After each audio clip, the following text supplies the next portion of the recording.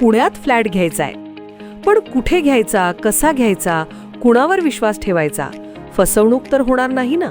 योग्य दरात मिळेल की नाही? मोठं कन्फ्युजन आहे. चला तर मग सर्व कन्फ्युजन दूर करण्यासाठी संपर्क साधूयात सारंग अहेर यांच्या रेरा रजिस्टर्ड ड्रीमोरा रियालिटीशी. संपर्क सारंग सुधाकर अहेर, ड्रीमोरा रियालिटी. मोबाईल नंबर 82 83 91 91 आणि 62 62 90 910.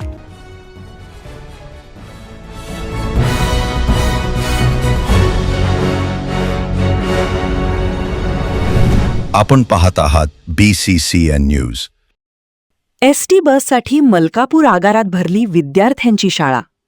अनियमित बस फेरीने विद्यार्थ्यांचे शैक्षणिक नुकसान होत आहेत. अनियमित बस फेरीमुळे विद्यार्थ्यांचे प्रचंड हाल होत आहेत.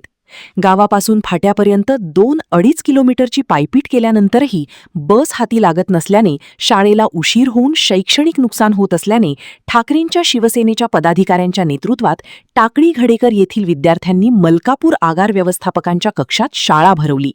या आंदोलनामुळे बस स्थानकात एकच गोंधळ उडाला होता. मलकापूर ते पोफळी ही बस टाकळी फाट्यावरून जाते. टाकळी घडेकर येथील विद्यार्थ्यांना 2 ते 2.5 किलोमीटर टाकळी फाट्यावर पायी प्रवास करावा लागतो. या काळात बस निघून जाते, त्यामुळे शाळेला पोहोचण्यास उशीर होतो. तर दुपारी 3 वाजताची बस पकडण्यासाठी पुन्हा 2 तासिका सोडून जावे लागते. त्यामुळे सकाळी 8:30 ते 8:45 या वेळेत तसेच सायंकाळी 4:15 वाजेच्या सुमारास बस सेवा उपलब्ध करून द्यावी अशी मागणी करण्यात आली. प्रभारी आगार व्यवस्थापक देशमाने यांनी आश्वासन दिल्यानंतर आंदोलन मागे घेण्यात आले. गजानन बामंदे, माझी कोली पोफळी बस खूप सकाळी 8 वाजता येतं. आम्ही शाळेमध्ये, आमची शाळा 9:45 भरते. आम्हाला 3 तास शाळेमध्ये थांबावं लागते.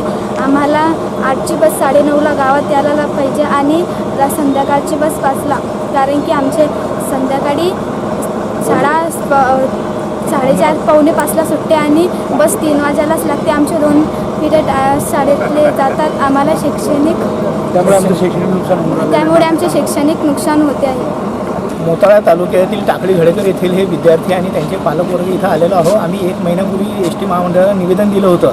टाकळी घडेकर गावापर्यंत बस येते, 2 किलोमीटर बस आतमध्ये येत नसल्याचे आणि विद्यार्थ्यांना 2 किलोमीटर पायी दप्तराचं ओझं घेऊन चालत यावं लागते आणि बसची वेळ सकाळी 7 वाजेची इथून लागण्याची आहे. 8 वाजता टाकळी घडेकर फाट्यावर पोहोचण्याची आहे. म्हणजे विद्यार्थ्यांना 3 तास अगोदर, शाळेच्या 3 तास अगोदर इथं मलकापुरात यावं लागते. 3 तास शाळेत थांबून यांना 11 वाजता यांची शाळा भरते. दुपारची शाळा यांची 5 वाजता सुटते. बस इथं मलकापूर बसस्थानकावर 3 वाजता लागते. त्याच्यामुळे यांच्या शाळेच्या 2 तासिका गमावून यांचं शैक्षणिक नुकसान करून यांना